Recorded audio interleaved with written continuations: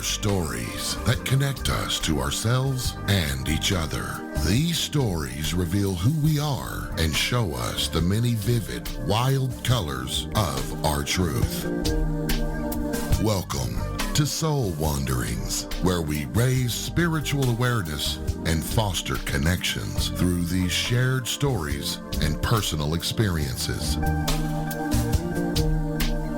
And now, exclusively on KGRA Radio, I give you your host for Soul Wanderings Radio. Here's AJ.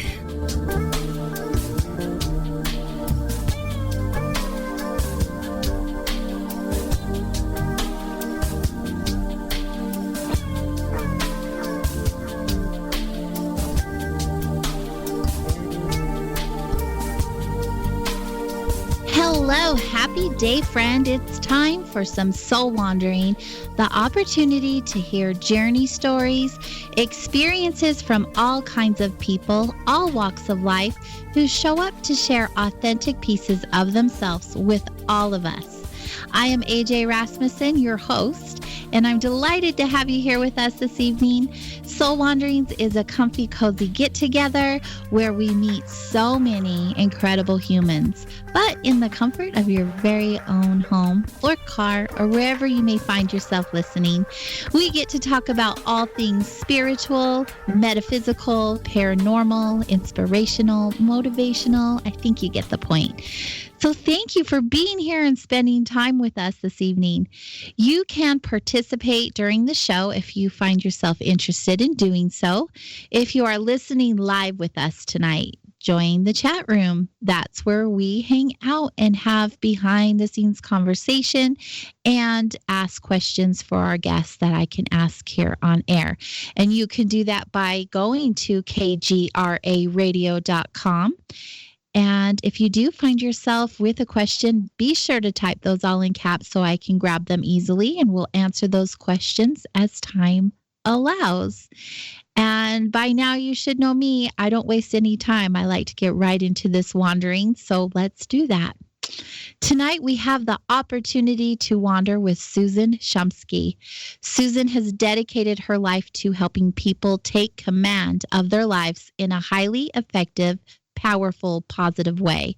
She is a respected spiritual teacher, award-winning author, and founder of Divine Revelation, a unique field-proven technology for contacting the divine presence, hearing and testing the inner voice, and receiving clear divine guidance. Susan is also a sought-after media guest and highly acclaimed professional speaker. She has done over 600 speaking engagements and over 1,000 media appearances since her first book was published. And now she has 17 books out. And tonight we get to focus on her latest new releases. The Third Eye Meditations, Awaken Your Mind, Spirit, and Intuition, and the Big Book of Chakras and Chakra Healing, How to Unlock Your 7 Energy Centers for Healing, Happiness, and Transformation. It sounds so good. Hello, Susan. Welcome to Soul Wanderings. Hi, AJ. I'm so glad to be here with you this evening. Thank you. I can tell you have a smile in that voice. Absolutely. I'm always smiling when I speak with like-minded people. Oh, good. I like that because I smile a lot when I also share about all of these amazing things we get to talk about. And sometimes I get told, you're so happy and smiling all of the time, even when it's serious. But I see the beauty in it all. That's wonderful. So, Susan, at the beginning of my show, I always like to ask my guests to share a little bit about themselves on a personal level. We've heard about some of your accomplishments, but who is Susan on a personal level? Well, on the most basic level, to answer your question, is that I am consciousness, as we all are. But I've had a very interesting life. In fact, I spent over 2 decades living in an ashram, various ashrams, with the famous guru, Maharishi Mahesh Yogi, who was the guru of the Beatles. That is so exciting. Yes, and I was a pioneer, a spiritual pioneer in the 60s with the rest of the flower children like me. Those of us who were flower children, we were seeking spiritual awakening and higher consciousness way back in the 60s. And we were being guided at that time by people like Timothy Leary and Richard Alpert, who later became Ram Dass. And they had written a book called The Psychedelic Experience that was based upon the Tibetan Book of the Dead. And they were telling us to turn on, tune in, and drop out. So that's what we were doing. And we were attempting to attain the state of nirvana. And so I was personally really keen on this whole idea of reaching nirvana. And I was reading the Buddha's scriptures. I was reading Autobiography of a Yogi by Paramahansa Yogananda. I was reading various books like The Way of Zen and other books by Alan Watts. And in Alan Watts' books, he said you have to find a meditation guide. Well, good luck finding a meditation guide in 1966. I mean, we're going to go to the yellow pages and look for meditation guide. It did not exist. There was nothing like that at that time. So I asked a friend, well, how do I find this meditation guide? And he said, have you ever tried to meditate on your own? So I lay down on my bed. That's how clueless I was, AJ. I didn't even know you're supposed to sit up when you meditate. I lay on my bed and sort of prayed for or asked for a meditation. And immediately I was propelled into this ecstatic state. I could feel this rush or bolt of energy that was rushing from the tips of my toes all the way to the top of my head. I felt like I was plugged into this cosmic electric socket, and this energy was flowing through that circuit, but in a most ecstatic way. And I thought, well, I guess this is meditation, you know. Little did I know that not only had I had my first meditation experience, but Kundalini awakening all at the same time. So that was my first experience of meditation. And I went on from there to study transcendental meditation and spend all this time with Maharishi, who was the founder of transcendental meditation. Oh, that's incredible. I know meditation is such an amazing tool for so many of us. Oh, it definitely is. I believe meditation is the panacea of all ills. AJ, I believe that it helps people in so many ways, physically, mentally, emotionally, spiritually. Meditation is something we can do to bring us right back to center, right back to our true divine nature, overcoming all negative feelings and really reuniting with our true inner self, our higher self. So it's very profound. And, I practiced transcendental meditation for over 2 decades, but then I found another method that I liked even better. And that's really what all my books have been written about, this new method that I've been teaching since I left the ashram. That was in 1989 that I left the ashram. So I've been teaching ever since and writing a lot of books. A lot of books. And not just simple books, like really in-depth books and best-selling books. Yeah, I've won 31 book awards, which I'm very proud of. I would be very proud of that as well. Super amazing accomplishment. Thank you for sharing that with us, because this is how we learn. Those of us who don't know yet is by reading and then listening and practicing what we have read and heard through the things that you and others teach. That's for sure. And thank goodness this knowledge is so available now that we have the internet and we have a proliferation of amazing literature on esoteric subjects that did not exist in the mid-20th century. There was nothing like that back then. There were only like 2 metaphysical bookstores in the entire nation, one in LA and one in New York, and that was it. You went to a regular bookstore, you wouldn't find one esoteric book. Right. So, it's not like the 60s. Yeah, it's really, really changed over the last 50 years. The world has changed tremendously. Thank goodness. It's neat that you feel that the world has changed. I know there obviously are tons of changes since the time that you were growing up. Yes. But when you brought up your 60s experience, I wanted to relate it versus now what's going on, because that state of nirvana that you were chasing back then, do you feel that it is being chased just as much, if not more now, or do you feel it's digressed some? Well, the reality is that the statistics tell us that anywhere from 10% to 14% of Americans claim that they meditate. So that's pretty stunning. That it's that high. Wow, I didn't Yes. think it would be that high. Yeah, amazingly. Yeah. So Well, that's a relief. And could you imagine yeah, a I world would with say, all of us meditating? What a difference that would be. yeah. Dreams, What kind right? of world would that be, right? Right. Obviously, that's a key to your happiness and the reason why you smile as much as you do. And the way you look, you glow. You look so young, beyond, like, way younger than the years you've had this earthly experience. And it obviously is working very well for you on so many levels.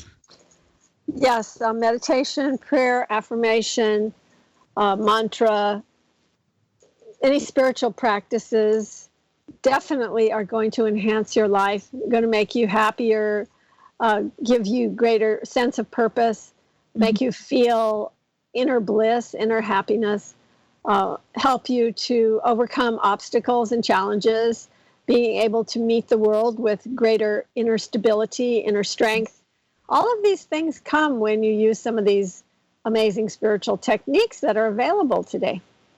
While you're talking about meditation, it's brought up quite often on my show, actually. People always say, I can't meditate. I don't know how to quiet my mind. And I know that's not what it's about personally, but for others listening who are interested in meditation and don't know where to start or how to get started, what would you recommend to them? First of all, meditation is about comfort. It's not about trying. It's not about effort. It's not about trying to control your mind. It's not about trying to blank your mind. It's not about any kind of strain, any kind of controlling. It's about letting go. It's about relaxing. It's about being comfortable. The most important thing about meditation is comfort. Be comfortable so that you can let go, so that you can get into a state of inner peace. Mm-hmm. It doesn't matter if your mind is filled with thoughts. You're not going to be able to curb that mind filled with thoughts. That's not the point. The point is to experience inner peace and to experience inner deep relaxation of the body and inner peace in the mind. So it's about going deep, deep within to higher states of consciousness. And it's really not that hard to do. Everything that I teach is based upon one principle, and that is ask, and it shall be given unto you. So the best thing is to sit down and close your eyes and take a few deep breaths, maybe 3 deep breaths. Big, deep ones like this. Big, deep breaths, breathing in through the nose, letting go through either the nose or the mouth. Either way, it doesn't matter, but breathing in through the nose. And then with every out breath, just letting go and letting go even more with each breath that you exhale. So a few deep breaths like that, and that will start to take you into a deeper and deeper state of meditation. And then I suggest that you ask, as I said, ask and it shall be given unto you. So ask, call upon a divine being that you feel comfortable about by name, and ask to be taken deeper. Ask for whatever it is you want in that meditation, whether that be inner peace, whether that be healing of a specific bodily problem, whether that be the answer to a question. Call upon a divine being to help you. And then take some more deep breaths, maybe another 3 deep breaths or so. And then get into a centered and quiet kind of state of mind, just feeling relaxed, feeling peaceful. And then do something that people normally do not do in deep meditation, and that is ask. Ask a question. Ask for guidance. Ask for inspiration. Ask for creative ideas. Ask for a specific experience of meditation, like peace or expansion or love, divine love. And then take another deep breath and do what I call the do nothing program. That means do nothing, nothing, and less than nothing. And then the answer will come to you, or the experience will come to you, as long as you are just in a neutral space, neutral attitude, and open to receive. You'll receive whatever it is that you asked for. In what way do you foresee the receiving part? Do they receive these questions or answers to these questions or whatever that looks like through their intuition, through a knowing, through signs in their experiences throughout the day? Different people will receive these answers and receive these experiences in different ways. The three main ways that you would receive would be clairvoyance, clairaudience, or clairsentience. Clairvoyance meaning clear seeing. That means getting inner visions with your inner eye in your own field of vision, inwardly with eyes closed. Mm-hmm. A second way would be hearing words that are come into your mind, like they're fed into your mind. You're suddenly receiving these beautiful poetic words or lovely words, positive expressions that are coming into your mind, and they're being fed to you by spirit with a capital S. Mm-hmm. And then third way would be, as you mentioned, getting gut feelings, just getting impressions, kind of a knowing and that sort of thing. That would be more the clairsentience type of receiving. And most people are clairsentient actually over the other senses, but it doesn't matter which way you receive as long as you are receiving. Mm-hmm. And if you're not, just keep on practicing and you will. Being open practice to it. Yeah. It really does take practice. Yes. A lot of people give up very quickly because they want that magic, but in that they get something from the very first time, not realizing that it is like a muscle. We need to strengthen it and develop it. It's like learning any skill in life. If you want to learn to play the piano, play the violin, whatever it is you want to learn, it takes practice. You're not going to be perfect at it in the beginning. You have to expect that you might make some mistakes. The important thing is don't be afraid to make mistakes, because you're going to make mistakes. It's fine. Don't worry about it. Just continue to practice. The more you practice, the more you ask and receive, the better you'll get at receiving intuition. Beautiful. That was such a clear understanding and description and of sharing with us how to get started down that meditation journey. I really encourage everyone to give it a go. Try it out a few times at least until you get the hang of it and actually understand that that spirit with the capital S, as you say, and those in the higher realms are here to assist us and show us and help us with those answers. Absolutely. Mm-hmm. It's such a beautiful thing that we can do for ourselves and for others. Absolutely. We do have a question in the chat room. When you meditate, do you close your eyes or do you keep them open? When I personally meditate, I meditate with eyes closed. But it's possible to meditate while you're walking around. A kind of a walking meditation is also possible that you might do in nature. Mm-hmm. Just taking some deep breaths and just being aware of how connected you are to spirit through nature. Mm-hmm. And taking a walk outside would be a lovely meditation as well. But if you want to get into deep experiences that are very healing for deep relaxation, depth of the state of quietude and of the deepest possible relaxation in that state of samadhi, that would be through closing the eyes and actually sitting in meditation to go deeper and deeper. You brought up in that state of samadhi. What does that mean? Samadhi means evenness of mind and stillness of body. It means that you are in a state of absolute perfection, wholeness, and oneness. You're experiencing yourself as unbounded awareness, and you're experiencing inner bliss, inner contentment to the nth degree, absolute contentment, absolute relaxation, absolute peace. So we could call it an absolute state, a state of absolute pure consciousness. That's what samadhi is. But literally, the Sanskrit word samadhi means evenness of mind and stillness of body. Evenness of mind and stillness of body. Yeah. Well, it's actually evenness of mind is what samadhi means. But if you are in that state of evenness of mind, you will have a still body as well, and breath will become very, very subtle. And it'll be like you don't even notice that you're breathing at all. Your breathing has become so subtle and quiet. You're still breathing, but the breathing is imperceptible. They call that suspension of breath. And so that would be a sign that you're in the state of samadhi. But it's really an unmistakable state because you're in a state of perfection, and there's no way to experience perfection other than if you're in that state of consciousness. It's a different state of consciousness than our waking state that we're normally in. Much different. Much different, yes. I do have another question from the chat room. Have you ever experienced extraterrestrials during meditation? I personally have not, but many people have reported that. Yes, they have. And whether those extraterrestrials are actually from another planet or whether they're from another dimension, that's what I would ask that question. What is it you're really experiencing? Are you experiencing some outer space person who's coming to visit you? Or are you experiencing something from a subtler plane or different plane of existence? Because most likely it would be the latter.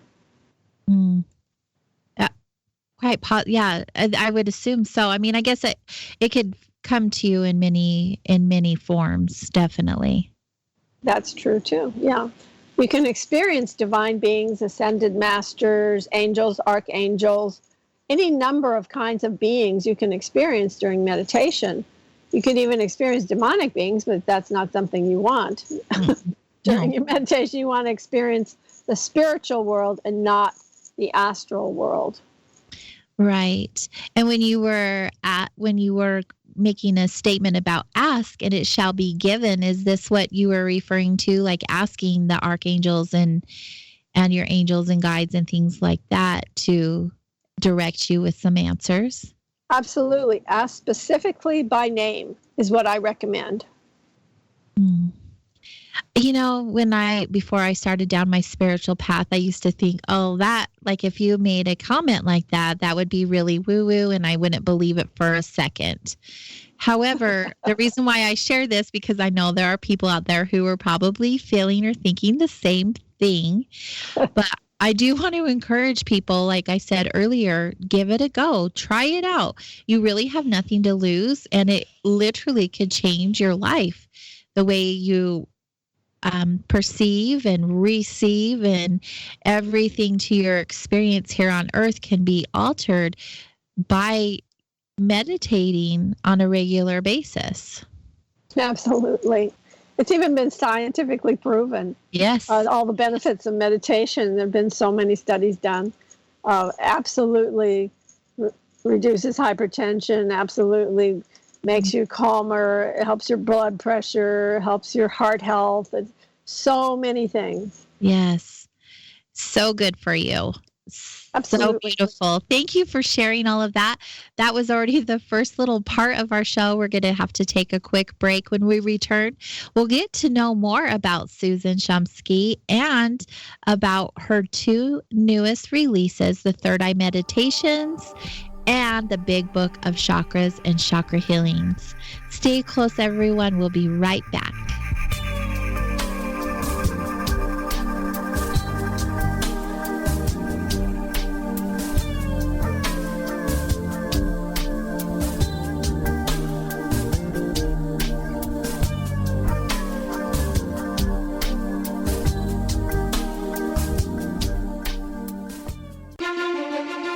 Author Kathleen Watts, aka Thought Continuum, shares a double abduction experience in her book, Catch Me If You Can, a story of alien abduction and culprit plunder. This 1976 true life account of a close encounter in northern Utah near Hill Air Force Base. Imagine driving home from the movies with your spouse when your car suddenly stops working, and it's in that very same moment that you realize you are the only thing animated. Catch Me If You Can, the 5th anniversary edition with lead-in material for the upcoming release of Payback is a Glitch from award-winning author Kathleen Watts. Get your copy today. Log on to thoughtcontinuum.com. That's thoughtcontinuum.com. Hi, Matt Ray with America's First News here, and I have great news for those of you who suffer with debilitating migraine headaches, maybe a loved one or your child does. MigraLief, the nutritional migraine supplement everyone's talking about, now can be found at the vitamin shop stores nationwide and Meijer in the Midwest. For almost 2 decades, hundreds of thousands of migraine sufferers have benefited from MigraLief, and thousands of neurologists and headache specialists recommend it. Why is it popular? It's drug-free and addresses the specific nutritional needs of adults and children who suffer migraines. What's even better, MigraLief comes in a formula you can take daily and one on the spot as needed. So if you get migraines, get your life back on track. Go to MIG911.com. That's MIG and the numbers 911.com. That's also where you can read the testimonials. Or head on over to your local vitamin shop store nationwide or Meijer in the Midwest. If you get migraines, do yourself a favor. Change your life with MigraLief. Feeling sluggish, bloated, gassy, and, well, you know, want some relief? Try Life Change Tea at GetTheTea.com. Our unique blend of all natural herbs go to work on your digestive tract, giving you So before you try our super strength formula. It does a great job removing intruders that jack you up. Thousands of people use Life Change Tea every month, so try it because you're gonna love the way you feel. And here's a little pick-me-up. Order now and receive 10% off your first order by entering in 10 today in the coupon code. That's 10 today in the coupon code. Go to getthetea.com. That's getthetea.com. Enter 10 today in the coupon code for your 10% discount. Wow, feeling good never felt so good. Get some tea love at getthetea.com. Changing America one tea bag at a time. Hi, I'm Whitley Strieber, author of Communion and a New World, lecturer and radio host of Dreamland Radio. Be sure to catch my show Friday nights at midnight Eastern Time right here on kgraradio.com. Join me, George Norrie, in Indian Wells, California, May 29th to June 1st for the Contact in the Desert UFO Conference, an epic weekend of exploration into UFOs, ancient civilizations, crop circles, and so much more.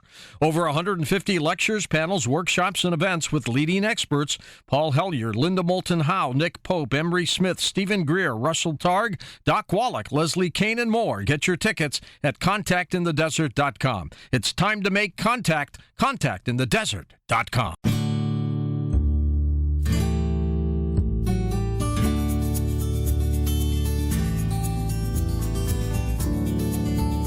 For the thousands of wounded warriors returning from battle, Wounded Warrior Project has developed the Warriors to Work program, a career counseling service that helps wounded warriors translate their military experience to a civilian job. These extraordinary men and women bring more than just teamwork and inspiration to the workplace. They bring proven world-class job skills. And to ensure proper placement, Wounded Warrior Project works with employers to find just the right job fit. Talented, skilled, and eager to get back to work, you have the opportunity to hire a seasoned veteran. Contact Wounded Warrior Project at findwwp.org. Welcome home, the brave. This is Soul Wanderings Radio. Find the podcast on iTunes, iHeart, and Spotify. kgraradio.com.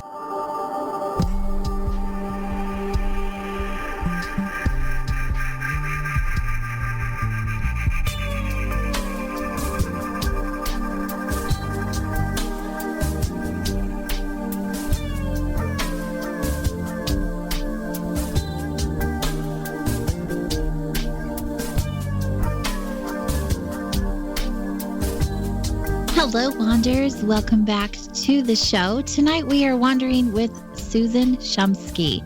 She is the author of 17 books, but tonight specifically, we're going to start digging into her last 2 latest releases, The Third Eye Meditations, Awaken Your Mind, Spirit, and Intuition, and the big book of chakras and chakra healing, how to unlock your 7 energy centers for healing, happiness, and transformation. Those are some powerful titles. Grab your attention titles, Susan. Great. I'm glad to hear that. Yeah. So before the break, we were talking about meditation and your practice thereof. I did have a couple of other questions following into the break. I just want to make sure that we get those answered before we move on to our next topic. One of the question was, have you ever tried self-healing during meditation? Always. Every time I meditate, there's self-healing going on. Even if it's so much as just saying a simple affirmation. Mm-hmm. Affirmations have incredible power to heal you instantly. I'll give you one example of the affirmation that I recommend that everyone do right before meditation or right at the beginning of their meditation. Wonderful. And when you say the affirmations, it's best to say them audibly, not just in your head. Say them audibly, because if you want results in the real world, you want to speak out in the real world. And so you're bringing that spiritual presence, and you're bringing the spiritual awakening right into your everyday life. So here's an affirmation that I recommend. I am in control. I am one with God. I am the only authority in my life. I am divinely protected by the light of my being. I close off my aura and body of light to the lower astral levels of mind, and I open to the spiritual world. Thank you, God, and so it is. And so it is. Very beautiful stuff. Yes, it is very powerful. And if you use affirmations during meditation, very, very powerful for self-healing. So yes, and another way that you can do some self-healing is to use some of the yogic practices such as breathing exercises. Mm-hmm. That can be very helpful for self-healing as well. Yeah, I think people underestimate the power of their breath and how much it can actually heal your mind, body, and soul. Yes, very. That's just because people are not aware of it. They don't know about it. That as well. And then another question is, how long do you meditate for? And when you sit, do you sit on the floor or on a pillow or a bed, or how does that look like for you? I sit in a comfortable position and on a comfortable place, whether that is on a bed or whether a couch. Comfort is the most important thing about meditation. I also recommend that you sit up when you meditate, not lying down. Because when you're lying down, you do tend to fall asleep. Not that there's anything wrong with falling asleep during meditation. In fact, sleep is an indication of correct meditation. It is an indication of successful meditation if you fall asleep. Because if the body needs rest and you are deeply resting the body, then you'll fall asleep, which is excellent. Yes. However, if you seem to tend to be falling asleep in each meditation, I recommend that you meditate first thing in the morning when you're fresh, or if you want to meditate in the afternoon, it's best to take a nap first. Then when you're done with your nap, you sit up and you do meditation. So those are just a few tips. I also very much recommend that you sit with back support. It's for most people, for 99.9% of the population, it's a lot more comfortable to have back support when you're seated rather than sitting in the middle of the floor in a yoga posture. Mm-hmm. Very good advice. Thank you for sharing all of that. Now, I want to, because we're talking about meditation, let's get into one of the 2 books that you wanted to go over this evening. Let's talk about the Third Eye Meditations book, Awaken Your Mind, Spirit, and Intuition. Yes, Third Eye Meditations is a book of guided meditations. The whole book is guided meditations, affirmations, mantras, prayers. So this book is so great.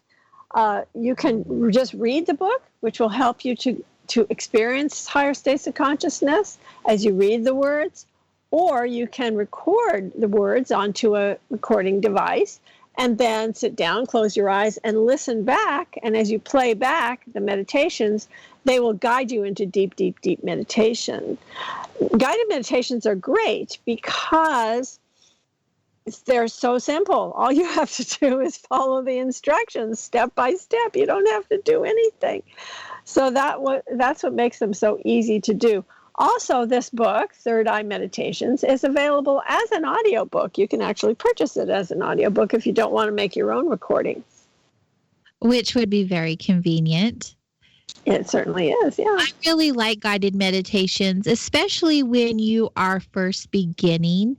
And also if you're someone who feels you need to quiet the mind chatter a little bit, it's really great way to start meditation is by having a guided meditation. Absolutely. I love the points you brought up, AJ.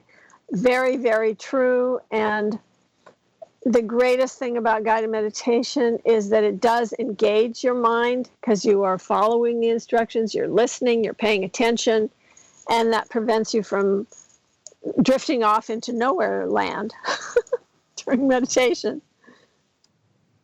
The nowhere land. It's a happy place for me. So what was the deciding factor? You've written so many books. What was your desire to write another book about meditations? And what is the difference between like your basic typical meditation versus a third eye meditation that you write about? Yeah. So typical meditation is hard to define. There's so many forms of meditation. Right. Who knows what's a typical quote unquote meditation? These meditations, which are guided meditations in this book, Third Eye Meditations, they help you develop your third eye because as you're following the instruction, you're actually seeing things, things are appearing in your mind's eye and you're visualizing things, if the words tell you to experience some particular thing, then that thing will pop up in your mind. And that helps you to visualize. It helps you to become more clairvoyant. So it also assists you in opening your third eye, I would assume. I was just going to say, and it also helps you to open the third eye because the third eye is the eye of illumination. It's the eye of intuition. So as you're developing clairvoyant, clairaudient, clairsentient abilities, you are opening the third eye. That's an indication that you're opening it. The fact that you're seeing or feeling or sensing or hearing things that are hidden from view, that is the opening of the third eye. And a third eye, I don't know if everyone understands the concept or what the third eye is about, but when we get into the chakras, we'll go down that path a little more. Okay, we can do it that way, yeah. One of the main 7. Yes, the third eye is one of the main 7 chakras in your energy body. So with your book, The Third Eye Meditations, obviously meditation is a passion of yours, and from your experience, you've been able to awaken your mind, spirit, and intuition. You had an amazing mentor who helped you through that. Do you want to share a little bit about your mentor and your experience with him? Well, I've had 2 different main mentors in my life. First was Maharishi Mahesh Yogi, who was the guru of the Beatles and many famous celebrities. In the 1970s, he was extremely famous. He was on all the magazine covers. He was on The Tonight Show, Merv Griffin Show. He appeared several times. And everyone knew his name. Through his teachings, meditation, mantra, yoga, all these words became household words. These terms did not exist in the West until Maharishi Mahesh Yogi came to the United States and founded Transcendental Meditation. Then people started to know what meditation is. They started to experience it. During his lifetime, he taught 40,000 teachers, and those 40,000 teachers taught 6 million people to meditate. Maharishi's main goal was to create world peace through meditation. He said that in order for the forest to be green, the trees must be green. In order for the world to be at peace, the individuals in the world must be at peace. So that's why his big campaign was to teach as many people as possible meditation, so that we could get over the 20th century bloodbath of all these world wars and millions of soldiers returning home in body bags. It was a horrible nightmare, the 1900s. So because of the meditations of so many people, not only Maharishi bringing these teachings to the West, but other great spiritual masters as well, that has turned the world around into a place of relative peacefulness compared to the 20th century. I mean, extreme peacefulness compared to the 20th century. There isn't even any comparison. It's so different. Right. Yeah, in that book that you wrote about your experience, 11 book awards. Incredible. Right. Maharishi and Me is the name of the book. Maharishi and Me, Seeking Enlightenment with the Beatles Guru. It's a fascinating page-turner, tell-all memoir, not only about my experiences, but several celebrities, many celebrities such as Deepak Chopra and John Gray, and Doug Henning, Andy Kaufman, the Beatles, the Beach Boys. So many different celebrities are in the book, and also my personal experiences of being with this incredible spiritual master and what it's really like to live with an enlightened spiritual master from India, and all the emotional roller coasters that I went through as a result of that. Oh, wow. It's a very, very powerful book. Everyone loves it. And it's really an interesting book, fascinating book. Apparently they do. The proof is in the pudding. Yeah. And I know that wasn't quite the topic we were headed for, but it definitely deserves the accolades for sharing with everyone. I will get at the end of the show, we'll share Susan's website so you guys can go and find all of the many books and articles and all of the beautiful things that she has created, all of her interviews and things like that. There's so much. You can go down a rabbit hole on your website. I love how much information you have. It is chock full, and I highly encourage everyone to check it out. We'll definitely be sharing that information. So get your pen and paper handy, or your phone, or whatever you use these days, because we're going to be sharing that information later so you guys can follow up and get a book or two for yourself. Is there anything else that you feel we ought to know about this book, The Third Eye Meditations, that you wanted to share with us? Yes, the Third Eye Meditations book, it covers so many different topics. In other words, it's not just about, let's experience our higher self. It's application, very practical application for everyday life. And let me just go through. So the first chapter, Open the Doorway to Infinite Consciousness. And next chapter, to Guided Meditation. Next chapter, to Divine Love and Light. And next, to Forgiveness and Gratitude. And then the next one, to Inner Strength and Protection. And the next is Healing, is Inner Peace and Contentment. And the next is Meaningful Relationships. And then a Purposeful Authentic Life. And then Health and Energy. And then Meaningful Abundance, and then Real Power and True Success, and then Universal Love, and then Ecological Balance, and then World Peace, and Intuition and Wisdom, and then Wholeness and Oneness, and then Spiritual Lifting, and then finally Open the Doorway to Ascension. So all of these doorways are being opened one by one as you go through the book. It's a good idea to go right through the book and do all the meditation step by step, because there's a reason why it's in this particular order. It sounds incredibly detailed. Well, yeah, it's not a very long book, by the way. It's a small little gift-sized book, but it has just tons of these guided meditations in it. It's powerful. It would be a gift you would want to give to someone, it sounds like. I think so, yes. I'm going to have to grab one myself. I haven't personally had the opportunity to read it or experience it yet, but that is definitely on my to purchase list. It sounds incredible. Thank you. Susan, you're provoking more questions in the chat room. Okay. They're active tonight. This is good. Have you ever been involved in any remote healing during any of your meditations? Yes, I do remote healing all the time, every day. I do remote healing for various people.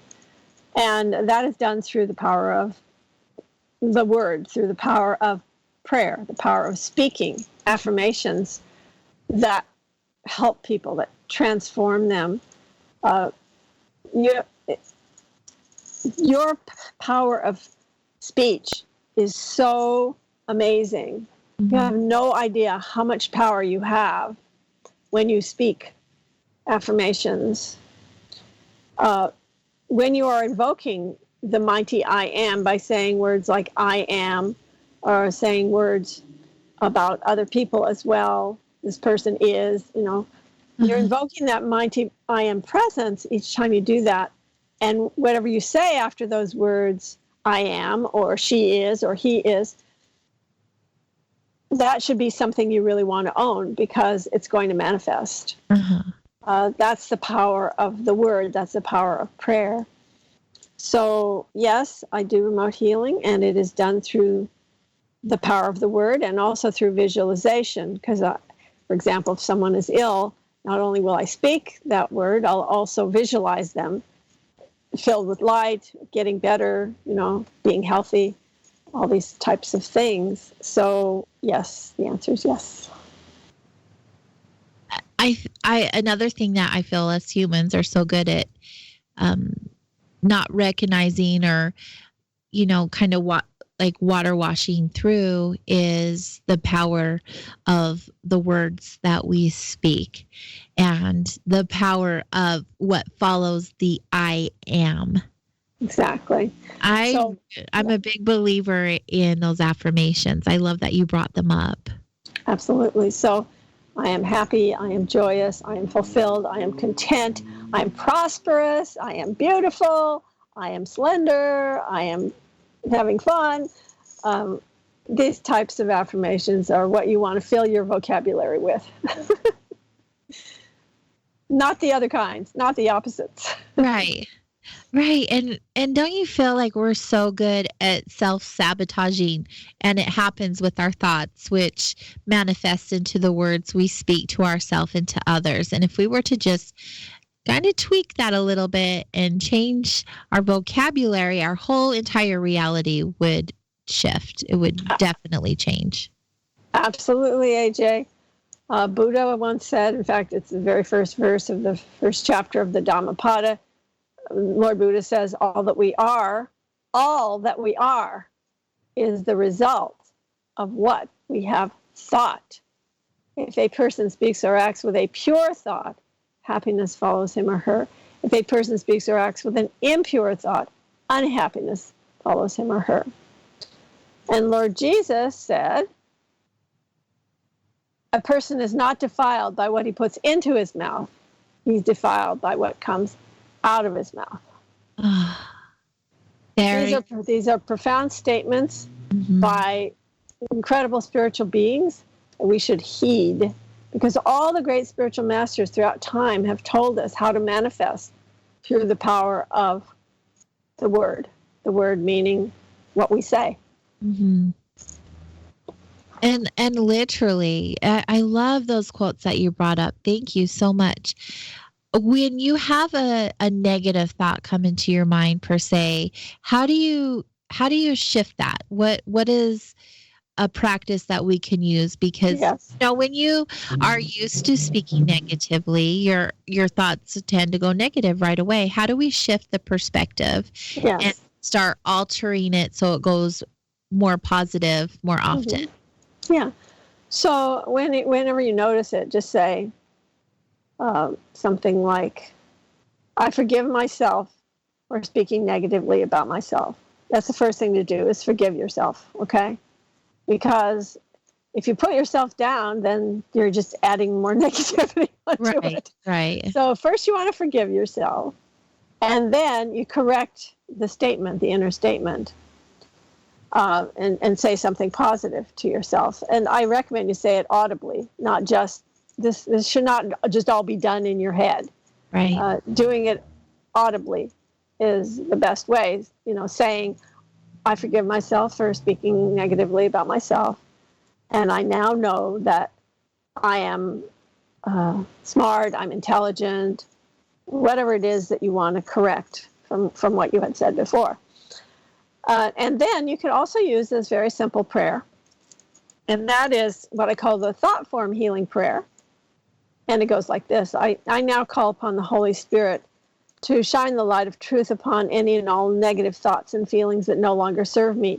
I release from my mind now all thoughts of, and then you just list the negative thoughts, and then you say, and they are gone. They're lifted into the light of God's love and truth. I am now filled with new, positive, life-supporting, creative thoughts of, and then you say the opposites of what you had said in the first blank space. This is the second blank space. You say the opposite. So if you said,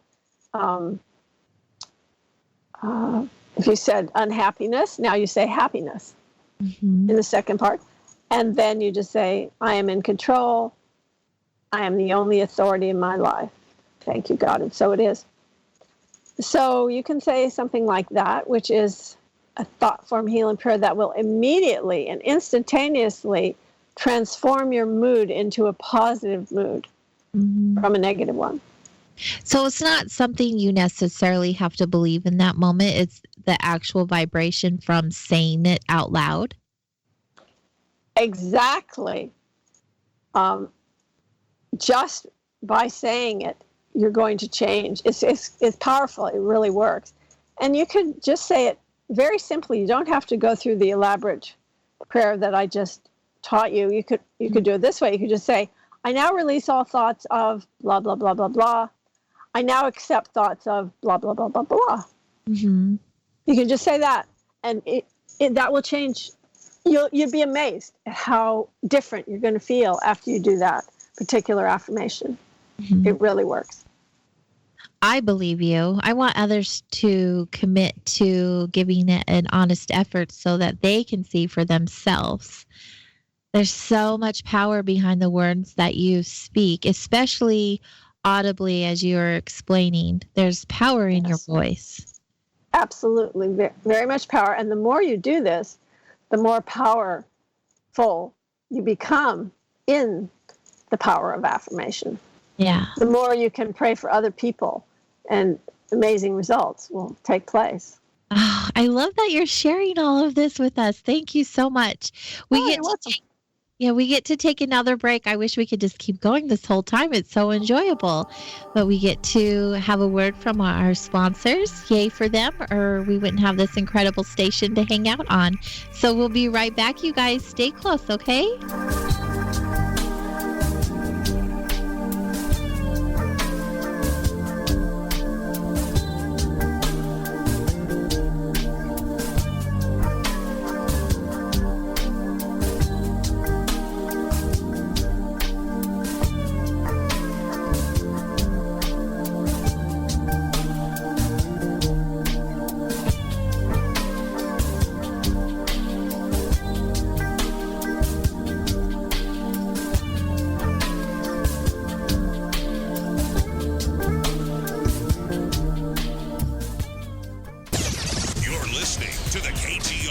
Digital broadcast station. It's a whole new way of life. Salt Lake City, Utah. Hudson Valley, New York.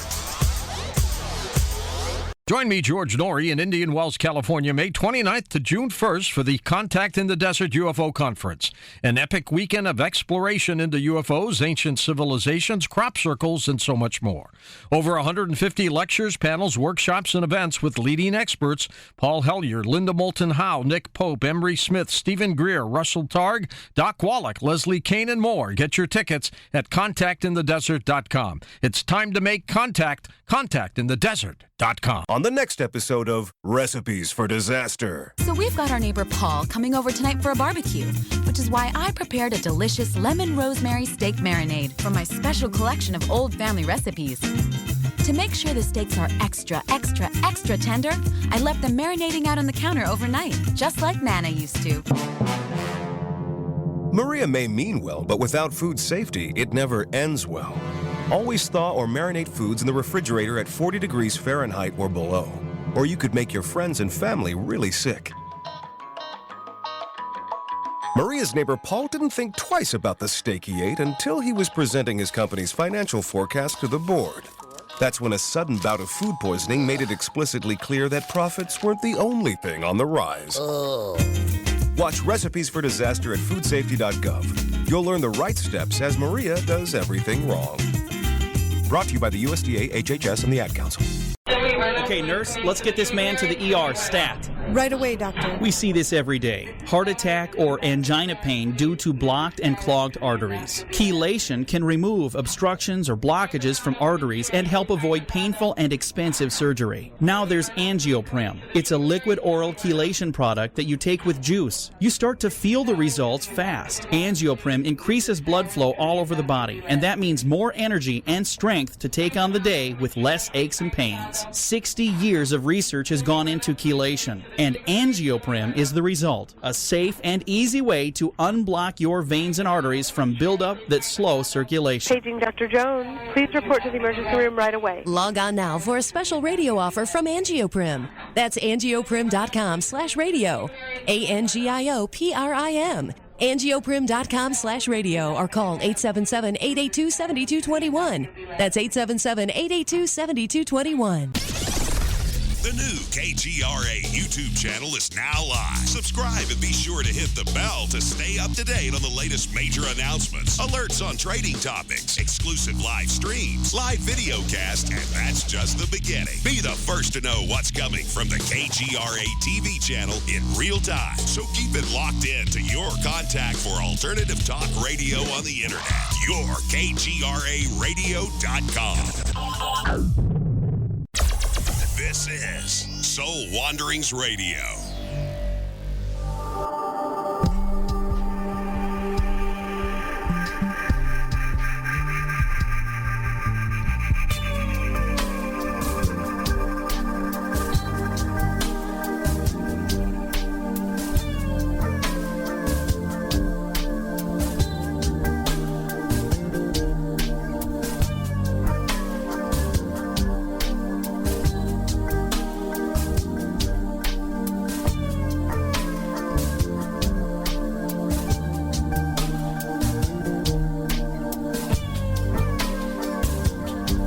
Hi, everyone. You are listening to Soul Wanderings on KGRA Digital Broadcasting, Salt Lake City, Utah, Hudson Valley, New York.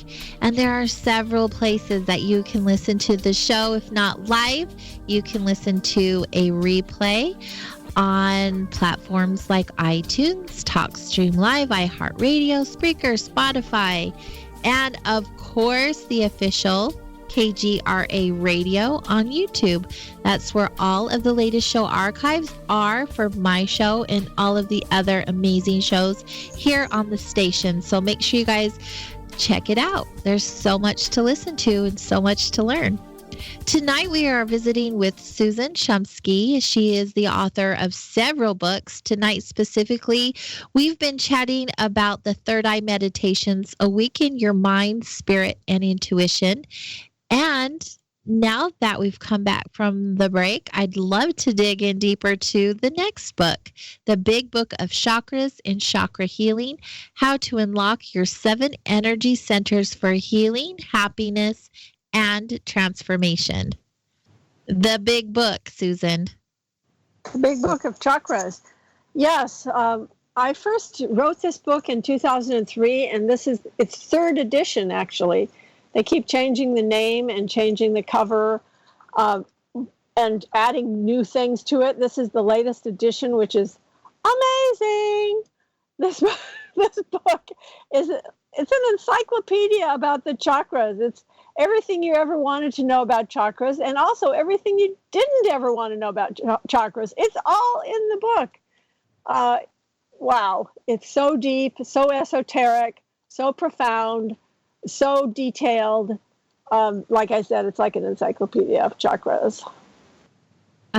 So I've read a lot of books on chakras and some really big, detailed books that were way over my head.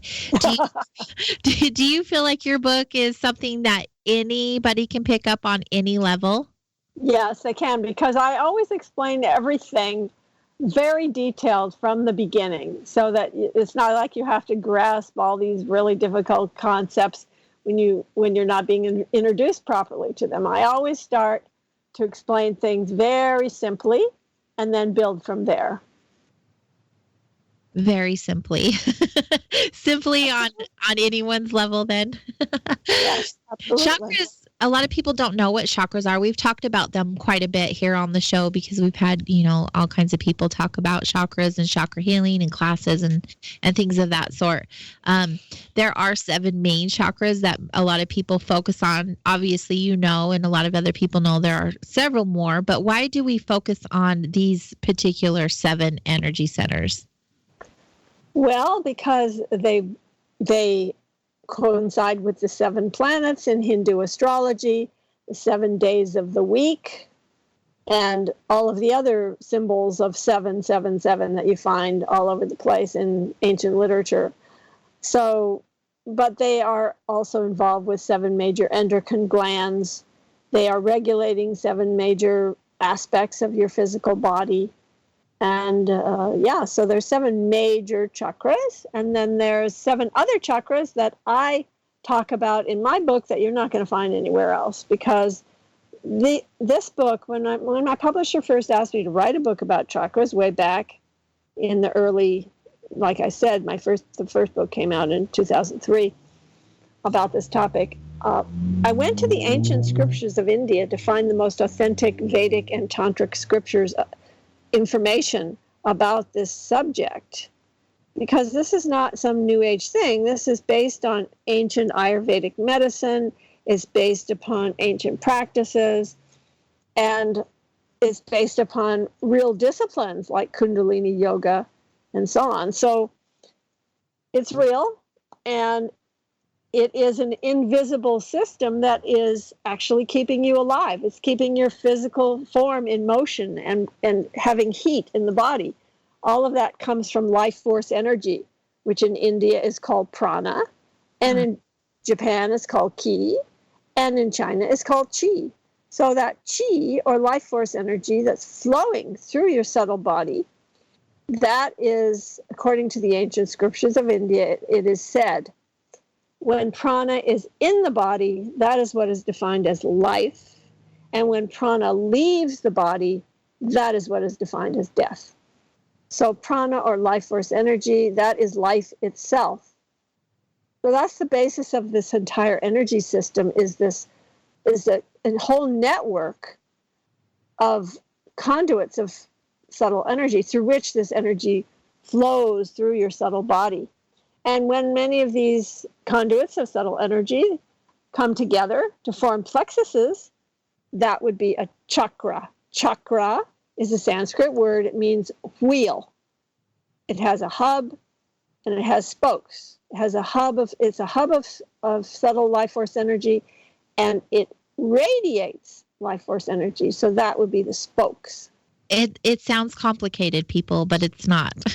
It really isn't. At first, I'll be honest, I was intimidated by chakras. Like, how do I know if I cannot see?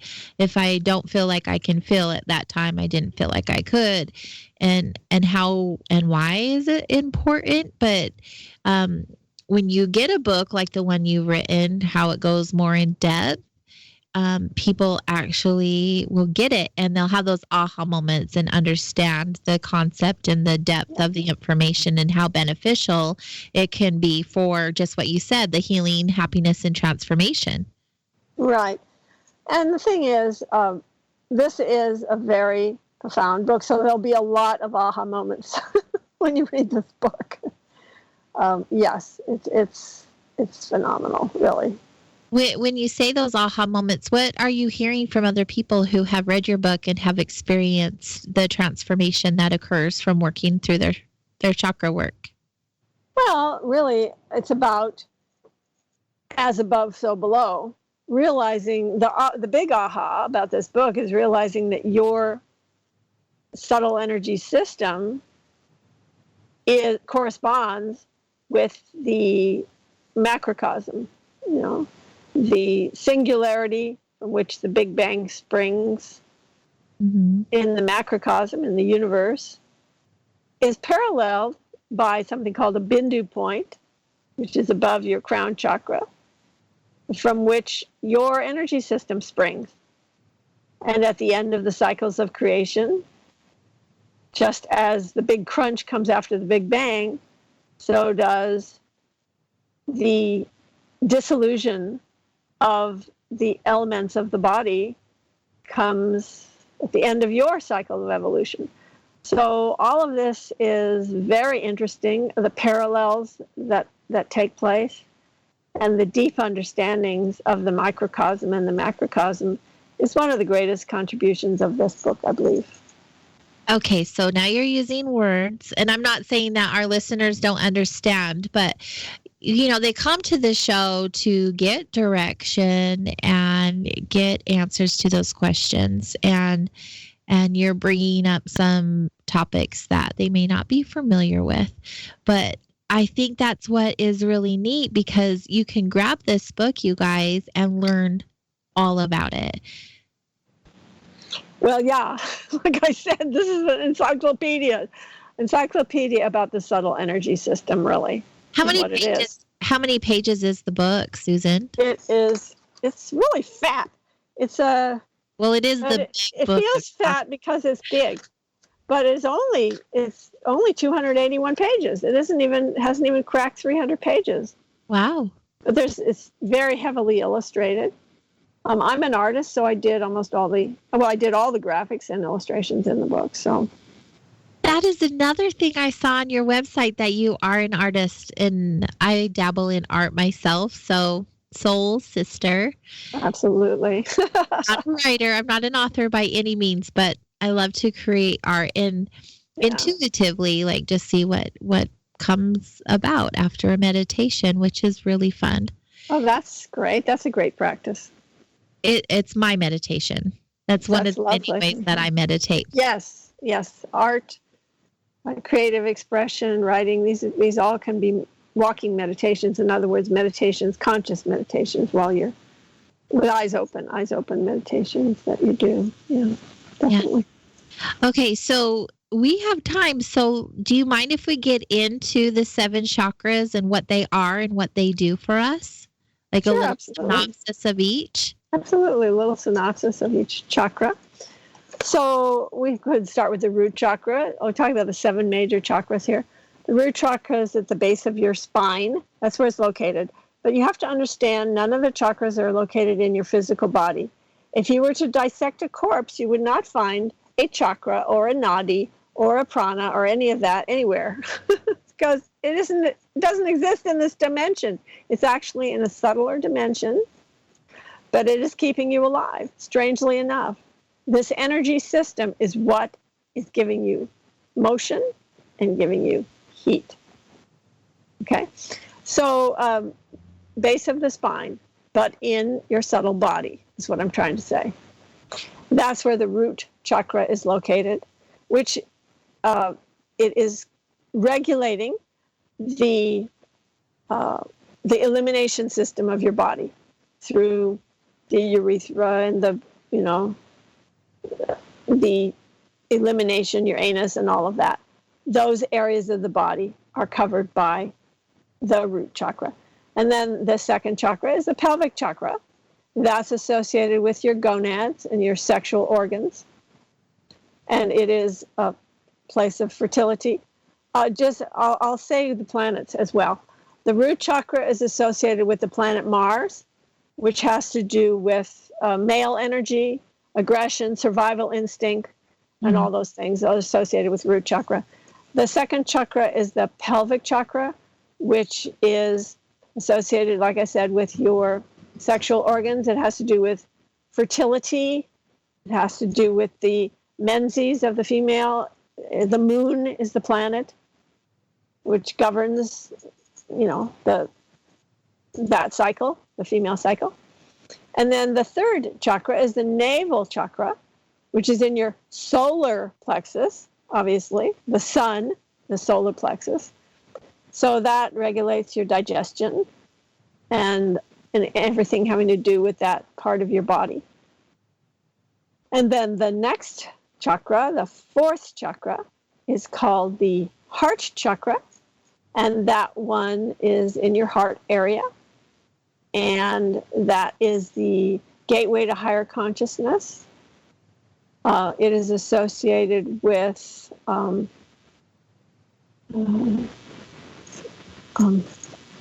on a second. Saturn. It's associated with the planet Saturn. Nice. And it is, and the day of the week is Saturday. Each one of these is associated with a day of the week as well, like Sunday is the day of the sun, Monday, moon, Tuesday, Mars, Wednesday, Mercury, and so on. So, so the heart is Saturday. And then we have the fifth chakra, which is the throat chakra. That's associated with Venus and Friday.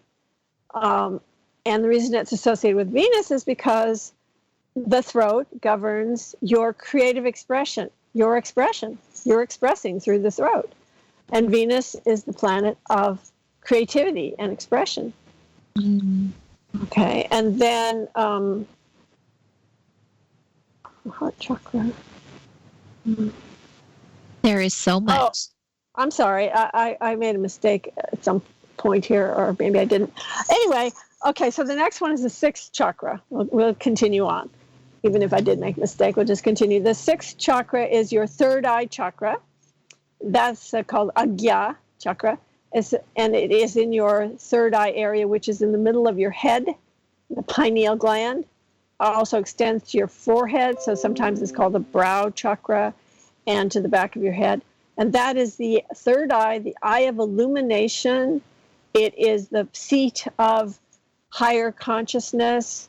It is governed by the planet Jupiter. Jupiter, the Sanskrit word for Jupiter is guru. So literally it's your inner guru inside, your third eye.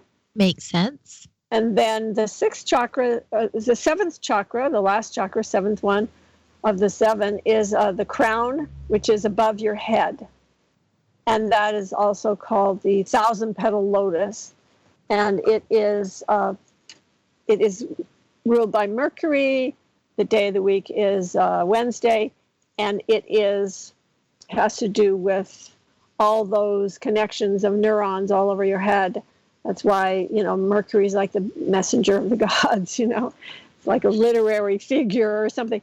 So we have this Sahasrara chakra, which is above the head.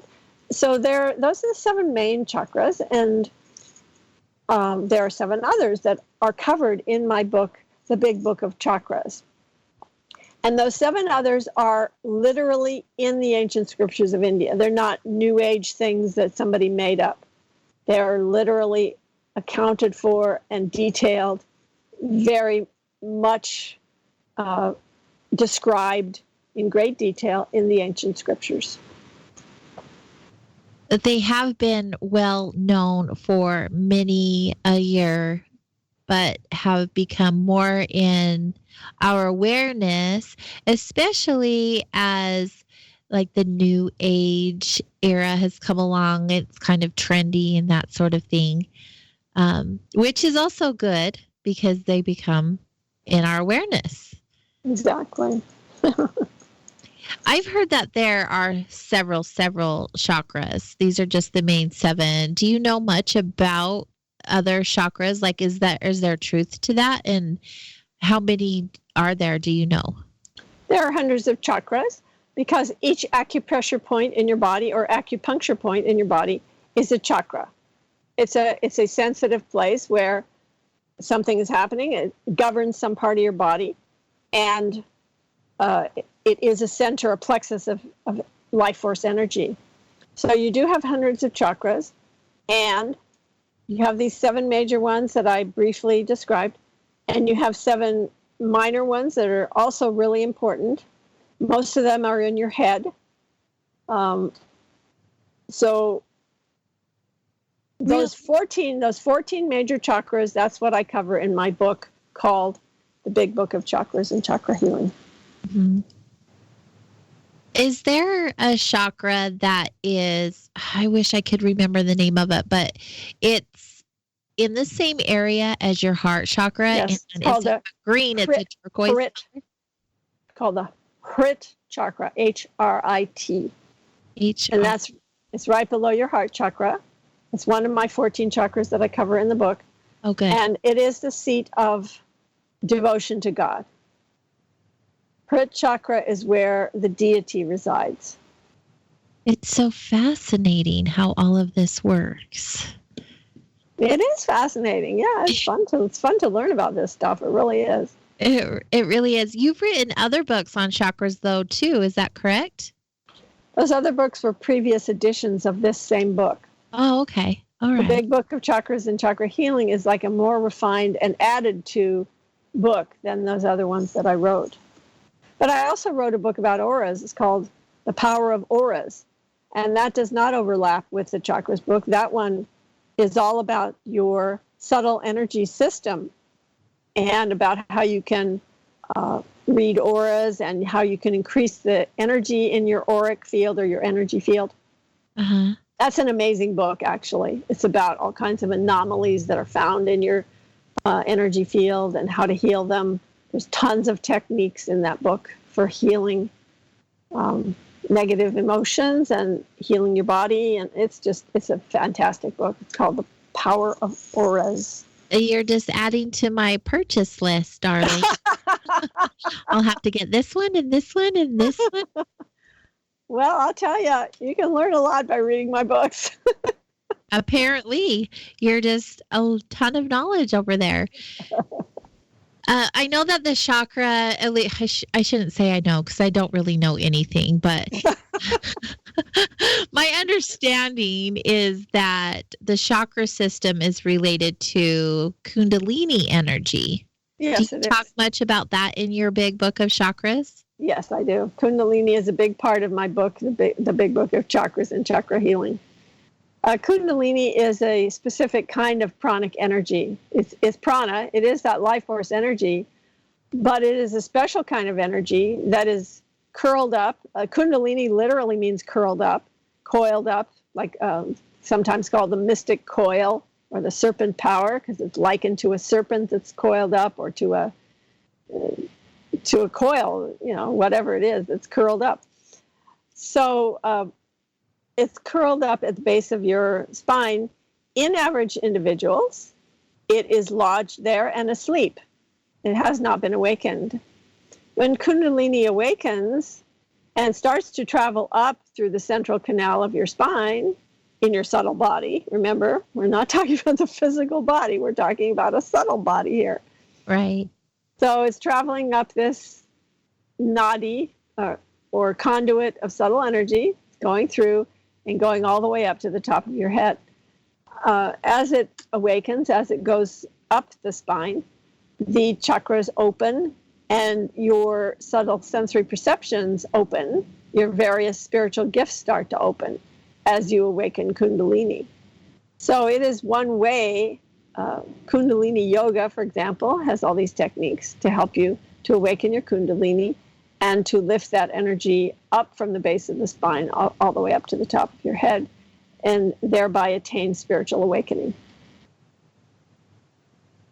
It's incredible. I heard of so many others' experiences when they have awoken their Kundalini energy and what it physically felt like as well as spiritually. Yes, in fact, in my physical effect. Yeah, in my book, The Big Book of Chakras and Chakra Healing, I do have a chapter about healing. And in that chapter, it relates many different types of Kundalini experiences and also relates how to deal with those types of experiences and what to do if you're having Kundalini awakenings. So there is like a procedure. That's probably a lack of a better word, a procedure that you go through when you do awaken your Kundalini. Well, there are ways to understand the experience, and there are ways to heal if you have a negative experience. Some people have had negative experiences awakening their Kundalini. So this is a way to prevent that. It's a way to help you to heal that, and so on. Awesome. You guys, I'm fascinated. What about you? There's so much to learn when it comes to chakras and the healing thereof. It's just so much information to take in. I do want to encourage you all to check out her website. Do you want to give that to us, Susan? Yes, I have a couple websites. One is drsusan.org. That's drsusan.org. And then another website is divinetravels.com. That's plural on the travels, divinetravels.com, to learn about various holistic seminars at sea and tours to sacred destinations. Awesome. Wonderful. You guys check out those websites while we take our last break for the night. When we return, we'll have a little more time with our wonderful guest, Susan Shumsky. We'll be right back.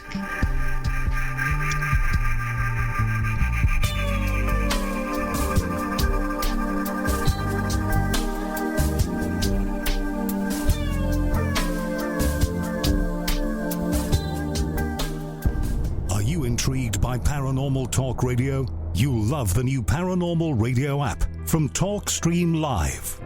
You'll find a great selection of talk shows covering UFOs, ghosts, strange phenomena, and much more. Download the Paranormal Radio app now and start listening to the very best in paranormal talk entertainment, including the network you're listening to right now. The Paranormal Radio app, free in Google Play and the iOS App Store. Author Kathleen Watts, a.k.a. Thought Continuum, shares a double abduction experience in her book, Catch Me If You Can, a story of alien abduction and culprit plunder. This 1976 true life account of a close encounter in northern Utah near Hill Air Force Base. Imagine driving home from the movies with your spouse when your car suddenly stops working, and it's in that very same moment that you realize you are the only thing animated. Catch Me If You Can, the 5th anniversary edition with lead-in material for the upcoming release of Payback is a Glitch from award-winning author Kathleen Watts. Get your copy today. Log on to thoughtcontinuum.com. That's thoughtcontinuum.com. Hi, I'm your host, Smokey Cole Bear, filling in for Smokey because after 75 years of... Only you can prevent wildfires. Turns out there's much more to say. Nearly 90% of wildfires are caused by us humans being careless, dumping our used barbecue coals willy-nilly. Guess the song was wrong. We did start the fire. That's why I respect Mother Nature and her trees, whether coniferous or new car scented. Brought to you by the U.S. Forest Service, your state forester, and the Ad Council. So, you love talk radio? Then you'll love TalkStreamLive.com. TalkStream Live is always on, 24/7 with the best streaming talk shows. Find your favorite talkers and discover some new ones. It's free, readily available online or on mobile with any smartphone or tablet. Finding your favorite talk shows all in one place has gotten a whole lot easier. Just go to TalkStreamLive.com. Be sure to download the free apps from Google Play or the iTunes App Store. Hi, I'm Whitley Strieber, author of Communion and a New World, lecturer and radio host of Dreamland Radio. Be sure to catch my show Friday nights at midnight Eastern Time right here on KGRAradio.com.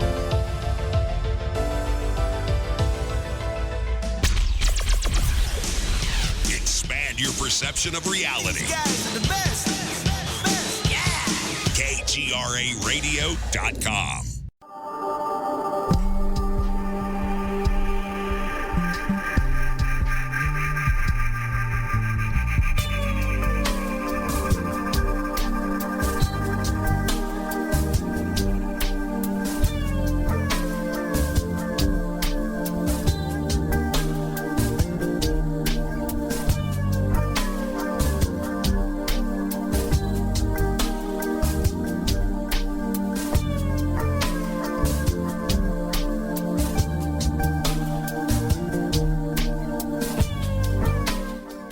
listening to Soul Wanderings here on KGRAradio.com.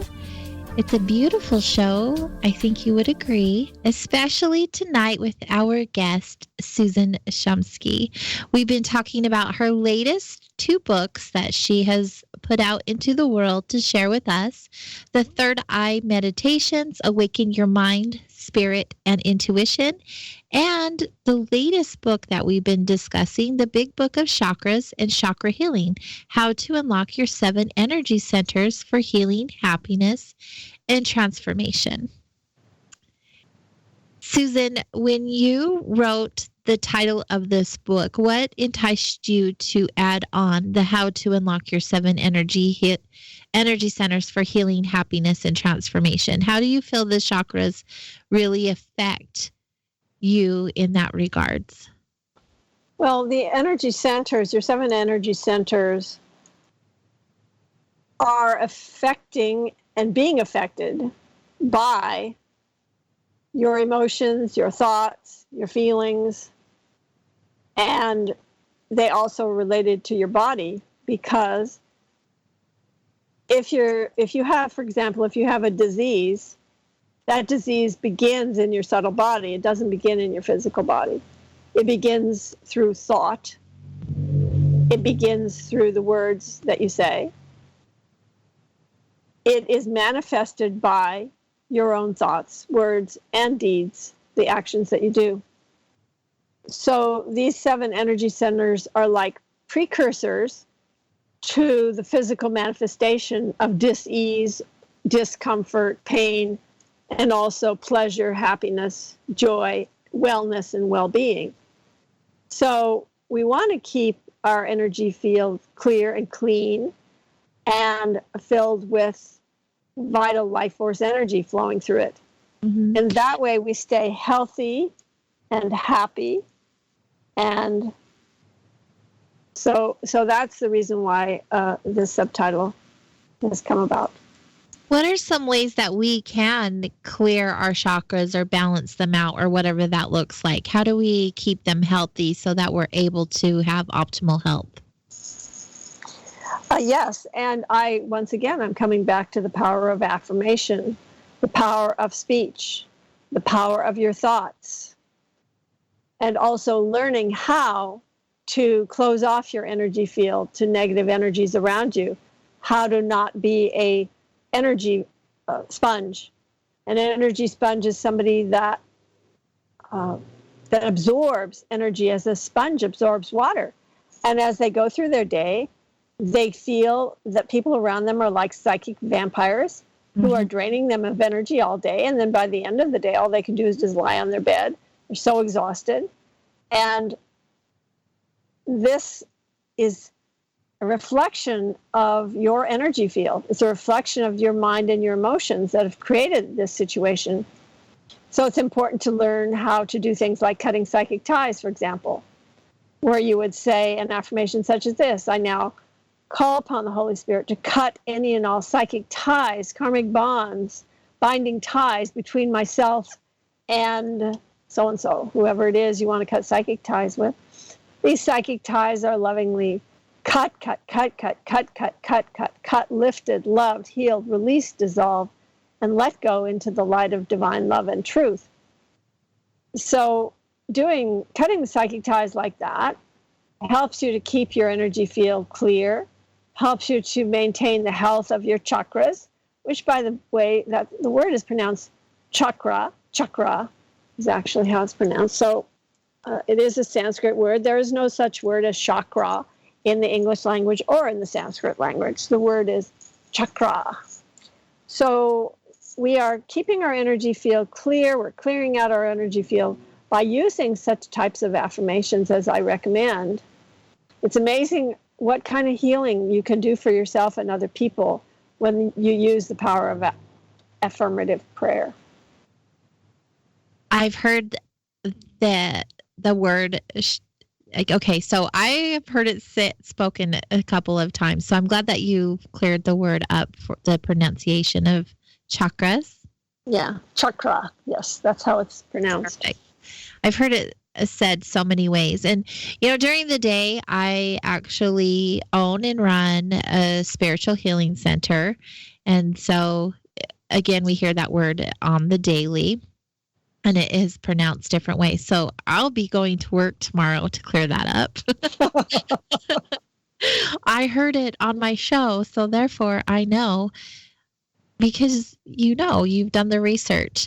I want to bring up, I'm glad that you talked about the cutting of energy and things like that. Another practice that is really into the different healings and clearings of the chakras is yoga. What is your belief on yoga, and do you feel like that is hand in hand with your chakras?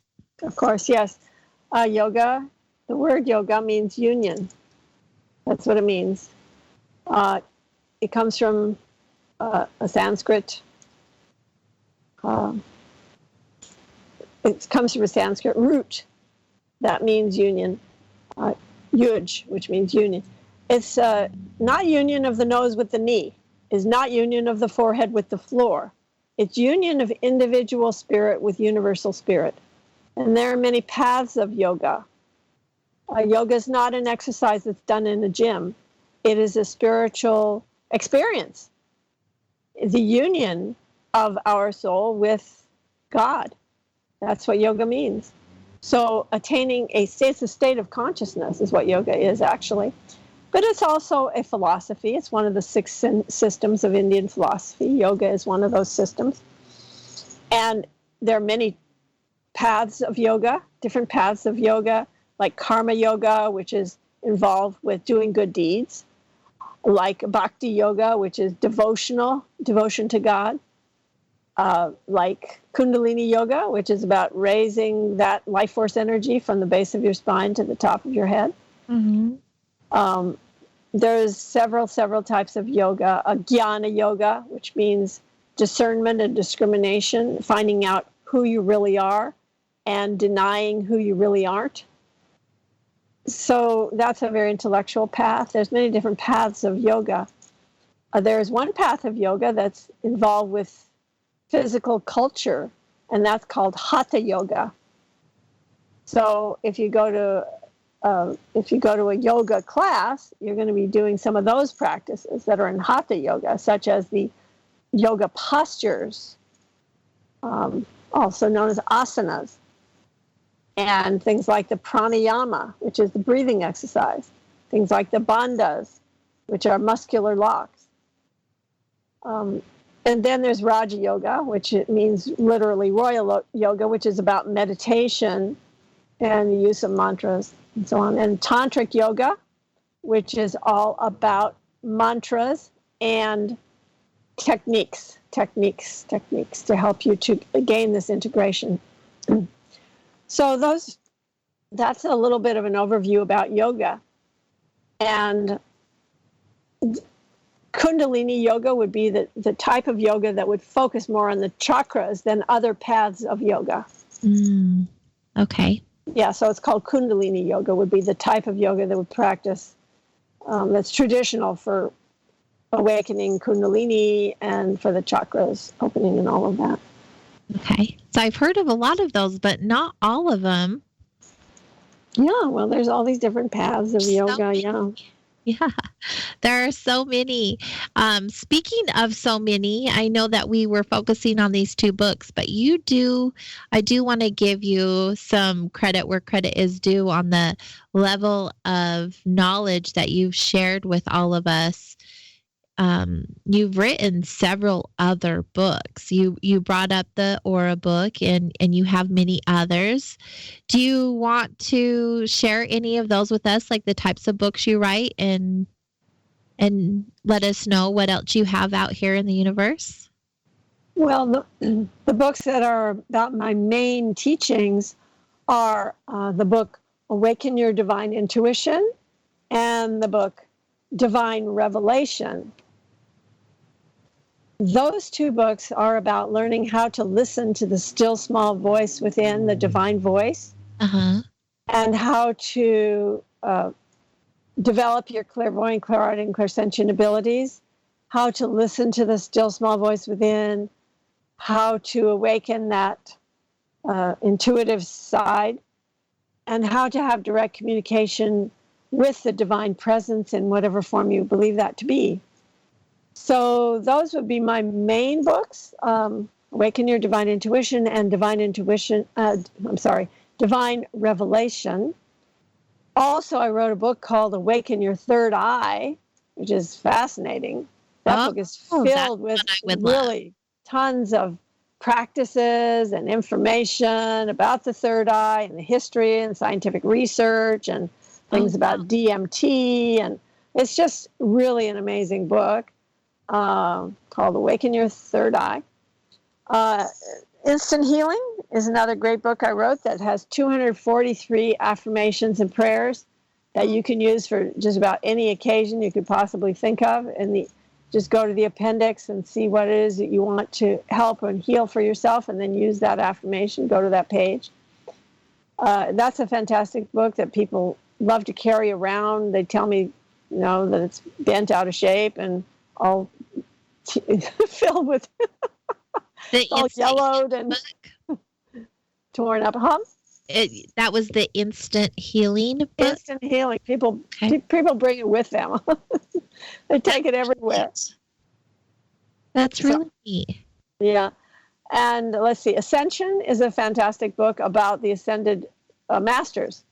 Not only the usual suspects like Jesus and Saint Germain and Babaji, but ascended masters, immortal beings from all over the world, and all about ascension and how you can experience ascension. And there's even a chapter about a man who's an ascended master who lives in the United States, right now. So the book is filled with amazing stories about ascended masters. I love that book. It's heavily illustrated. It's got pictures of all the different beings, either photos or illustrations that I had done. Beautiful. So those are some of my other books. I mean, I've got a lot of books. You have a lot. And they look so amazing. Literally, these are books that I will need to put into my space at my shop, because these are the types of books that people are looking for. They want those answers, and they're seeking more knowledge into this type of world. And here they all are, all by one author. That's so good. Thank you. Not only have you written so many books, you also have had a lot of other experiences, been on different shows, radio shows, TV shows, articles, all kinds of things. What's been your favorite experience that just first comes to mind that you can share with us? Okay, one of my favorite experiences was profound experiences that I've had when I go to sacred destinations. That's what popped into my mind when you asked me. For example, Mount Shasta is a beautiful place. It's in Northern California. Yeah. It has an incredible vibration. If you go up to Panther Meadow there, you may have an amazing experience. You may never know who you might meet there. You may never know what you might experience on the subtle realms and what ascended masters may appear to you. That's an amazing place that I've had profound experiences at. I've also had many profound experiences at places I've visited in India, specifically the Kumbh Mela, which is a huge fair that takes place every 12 years in Allahabad, India, where 100 million people gather over a 6-week period. That's 100 million people gather over a 6-week period, and they meet with holy saints who have set up tents there. It's like a fair of spiritual beings. You go and you meet all these amazing immortal masters and these strange looking characters who live in the Himalayas, and it's just an incredible vibration. It's a fantastic vibration. I've visited places like Vaishno Devi Cave in the Himalayas, which is one of the most incredible caves in the world that has these outcroppings in the rock of amazing appearances that represent different deities. I mean, there's just many places I've visited that have been extraordinary. And on the Divine Travels website, divinetravels.com, which is plural on the travels, divinetravels.com. You can find out about some of these amazing journeys and go on one of them. For example, one of my holistic seminars at sea, that'll be coming up. I've got one going to Alaska in end of August, beginning of July on a cruise ship, and we have all these fantastic speakers like Lisa Williams and Denise Lynn and Dougal Fraser, Bradley Valentine, Susan Miller, Suzanne Wilson. All these really quite well-known speakers will be on that cruise. One next year, Chariot of the Gods cruise with Eric Von Daniken, and many of the UFO and ancient mysteries speakers like Linda Moulton Howe and Richard Dolan and so many, long lists. Just gonna say, I was looking over here at your divinetravels.com, and were you on the UFO cruise in October? Yes. Okay, so Richard and Linda, they're really known around here on the station, KGRA. They both have had shows here, or do have shows here on the station. So, so at divinetravels.com, it's not up there yet, but very soon in the next week or two, there'll be the Chariot of the Gods cruise. It's going to be at cotgcruise.com. It's not there yet, but cotgcruise.com, and that one will be coming up in March of the next year, 2021, over a year from now. You have a incredibly full itinerary, and I love that you share it on your website so we know where we can find you at all times. I can never keep up with it. It's so far behind already right now. I haven't posted there for 2 weeks, and I've got like 20 other things I have to add to it. So do you do your own website? Yeah. Oh, wow. You guys, I've seen a lot of websites in my day, especially with the guests that I interview. And I'm not saying one's better than the other. I'm simply saying this website, your website, I'm looking at the divinerevelation.org specifically and it's just one of the many I've looked at, but you have so much information, which I just love. It's not, you're not left with unanswered questions. Everything is right here. You can watch videos, you can listen to podcasts and radio interviews, you can read articles. I mean, it's filled with stuff. When you said chock full, you were right. It is chock full, especially the author page. If you go to click on author page, it's just got so much stuff. You have a lot. I like it though. It's really neat. You have been on several radio shows and a couple of TV shows. Mm-hmm. What's your preference? Would you rather be behind the screen or in front of the screen? And what's your experience with that? What kind of fun have you had there? Well, I like doing radio, and I love doing actually any kind of interview. I love radio. I love video. I love being interviewed because it's a way for me to teach. And any way that I can disseminate knowledge and teach and give people some upliftment, make them feel better, make them feel like there's hope in their life, like life is not so bleak, that actually there is a purpose to life, that we're here to do something, that we were not thrown upon this earth arbitrarily. Every one of us is a mighty, powerful, divine spiritual being, and we have something to accomplish in this lifetime, to inspire people somehow to begin to listen to their inner voice, to begin to receive inner guidance, to begin to trust their intuition. All these things, like it says in my bio, I've dedicated my life to helping people take command of their own lives in very powerful, positive ways. I'm all about teaching you. It's always the do-it-yourself program. Everything's do-it-yourself. I don't believe in being a guru, being up on a pedestal, and any of that stuff. I believe that everyone is powerful, that you all have the power. And it's like Jesus said, he said, greater things than these shall you do. And when he was talking in context of telling people that I'm not so special, all of you can do this. You can do this and much more. All that I've done, you can do more. So I believe in that. I really know that each one of us has the ability to be extremely intuitive, to develop our true spiritual self, to realize our true spiritual self, and most importantly, to follow our true pathway and purpose, to do what we came here to do, and to have the courage to follow the inner guidance, have the courage to step out on a limb and trust your intuition and actually follow it. Beautifully said. Thank you for sharing that.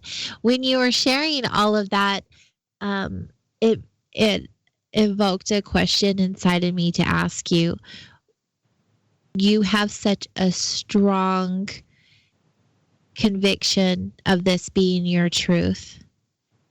Was there an actual event or a series of events that led you to this being your truth? Well, you know, I spent all those years in this ashram, over about 22 years, meditating my brains out. And I had all these amazing experiences of higher consciousness, experiences of oneness, experiences of samadhi, all the experiences you read about, you hear about. I've been there, done that. I've had all those experiences. What was missing was the integration of those experiences into everyday life. So then I met a wonderful man named Peter Meyer from San Diego. And his teaching was basically the kind of thing that I teach now, that I write about and that I teach, which is how to integrate all this spirituality in your everyday life through practices such as speaking through, singing through, dancing through, playing music through, writing through. In other words, being a channel for God and allowing that to come right out into the earth in a very practical, positive way, of using that connection to spirit and being active in the world as you're using it. So that was what really changed me and made me realize that this is really the practice that I want to bring out into the world, is this practice of learning how to receive the guidance, how to follow and to actually follow it, and how to develop your connection with spirit with a capital S by practicing these things that I mentioned, by speaking the word of God through you, in other words, receiving and speaking it aloud, and other kinds of practices like that integrate that enlightenment state into your very essence, into your everyday life. So absolutely beautiful. Thank you so incredibly much for sharing all of those beautiful experiences with us. It's been a joy to have you here on the show tonight. It's been my pleasure. I've really enjoyed talking to you, AJ. Thank you, dear. And one more time before we go, because I do want people to be in touch with you, give us your websites one more time. drsusan.org. That's drsusan.org. And if you subscribe there, you'll get guided mini meditation and other gifts. Also, another website is divinetravels.com. That's Divine Travels, plural, travels with an S on the end, .com. Wonderful. Everyone take note. If for some reason you did not get the website, there's always the replay, or you can send me an email at connect@soulwanderings.com. I'll be sure to get that information over to you. Once again, Susan, thank you so much for your time this evening. Oh, well, thank you for inviting me, AJ. I really, really enjoyed speaking with you. It was really tons of fun. Good. Thank you so much. Soul Wanderings can be found on all of the social media platforms, like, Facebook, Instagram, all the places. Just give us a look for Soul Wanderings, as well as soulwanderings.com, which is still a work in progress, but we have stuff there, so check it out. And of course, make sure you guys are following kgraradio.com. Find them on YouTube, where all of the latest show archives are being held. Like I said earlier, like, subscribe, follow, share with your friends and family, and let's keep having these amazing conversations because they bring us closer together. They bring more awareness, can bring us connection and happiness and bliss and all those amazing things. Let's keep having these conversations. Thank you everyone for being here with us tonight. It's been another beautiful wandering. Good night.